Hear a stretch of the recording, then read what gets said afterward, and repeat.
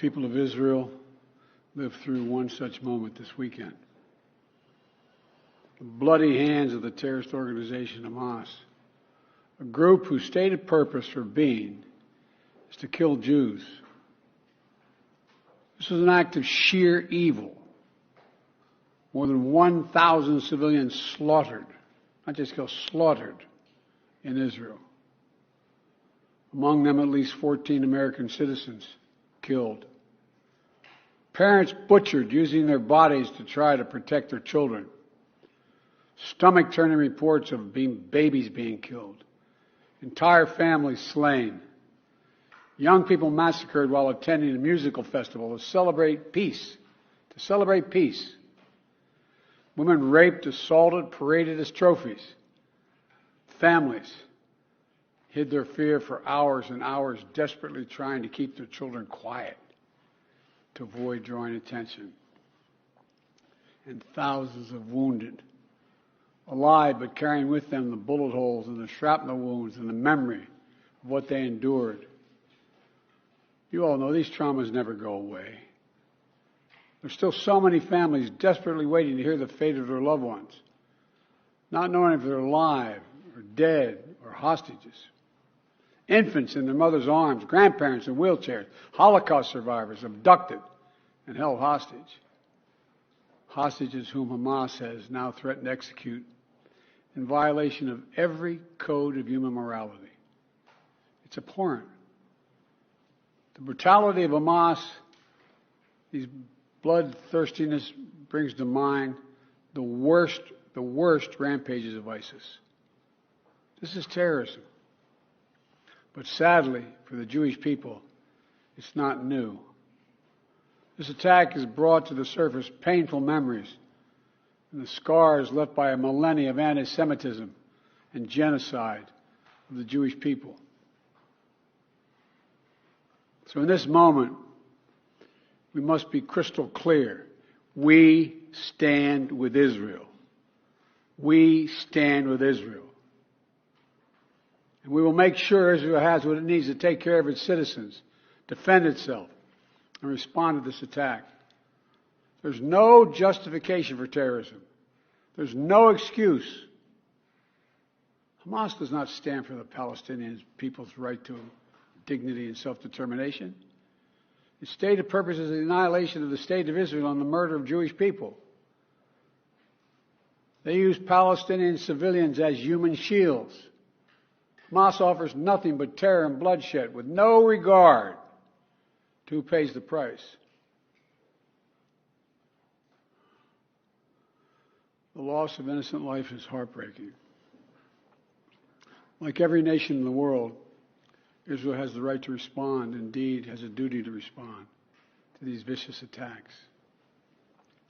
I just got off the phone with a third call with Prime Minister Netanyahu. And I told him, the United States experience what Israel is experiencing, our response will be swift, decisive, and overwhelming. We also discussed how democracies like Israel and the United States are stronger and more secure when we act according to the rule of law. Terrorists purposely target civilians, kill them. We uphold the laws of war, the law of war. It matters. There's a difference. Today, Americans across the country are praying for all those families that have been ripped apart. A lot of us know how it feels. It leaves a black hole in your chest when you lose family. Feeling like you're being sucked in. The anger, the pain, the sense of hopelessness. This is what they mean by a human tragedy, an atrocity on an appalling scale. We're going to continue to stand united, supporting the people of Israel who are suffering unspeakable losses and opposing the hatred and violence of terrorism. My team has been in near constant communication with our Israeli partners and partners all across the region and the world from the moment this crisis began. We're surging additional military assistance, including ammunition and interceptors, to replenish Iron Dome. We're going to make sure that Israel does not run out of these critical assets to defend its cities and its citizens. My administration has consulted closely with Congress throughout this crisis. And when Congress returns, we're going to ask them to take urgent action to fund the national security requirements of our critical partners. This is not about party or politics. This is about the security of our world, the security of the United States of America. We now know that American citizens are among those being held by Hamas. I've directed my team to share intelligence and deploy additional experts from across the United States government to consult with and advise Israeli counterparts on hostage recovery efforts. Because as president, I have no higher priority than the safety of Americans being held hostage around the world. The United States has also enhanced our military force posture in the region to strengthen our deterrence.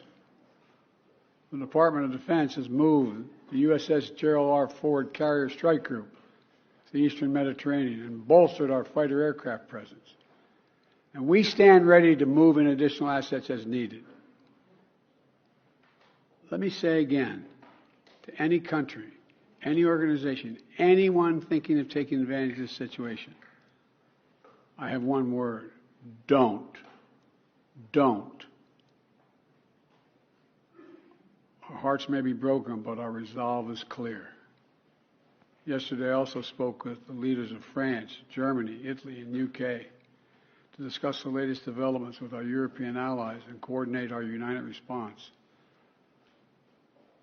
This comes on top of days of steady engagement with partners across the region. We're also taking steps at home. In cities across the United States of America, police departments have stepped up security around centers of Jewish life. The Department of Homeland Security and the Federal Bureau of Investigation are working closely with state and local law enforcement and Jewish community partners to identify and disrupt any domestic threat that could emerge in connection with these horrific attacks.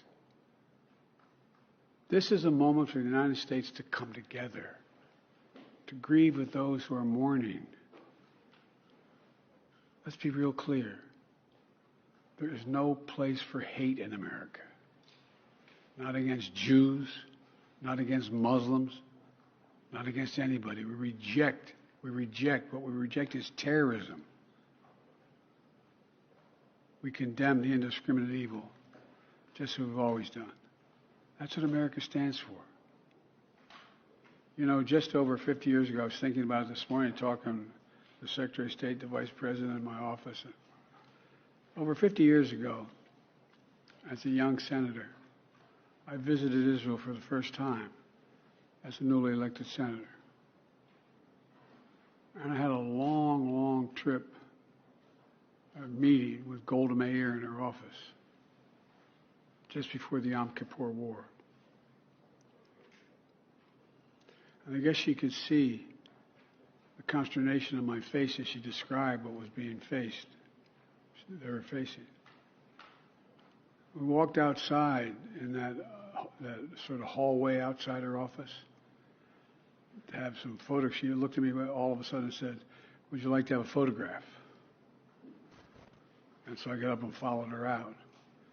We were standing there silent, looking at the press. She could tell, I guess, I was concerned. She leaned over and whispered to me. She said, "Don't worry, Senator Biden. We have a secret rep in here in Israel." My word is what she said. We have no place else to go. We have no place else to go. For 75 years, Israel has stood as the ultimate guarantor of the security of Jewish people around the world, so that the atrocities of the past could never happen again. And let there be no doubt, the United States has Israel's back. We will make sure the Jewish and democratic state of Israel can defend itself today, tomorrow, as we always have. It's as simple as that. These atrocities have been sickening. We're with Israel Let's make no mistake. Thank you.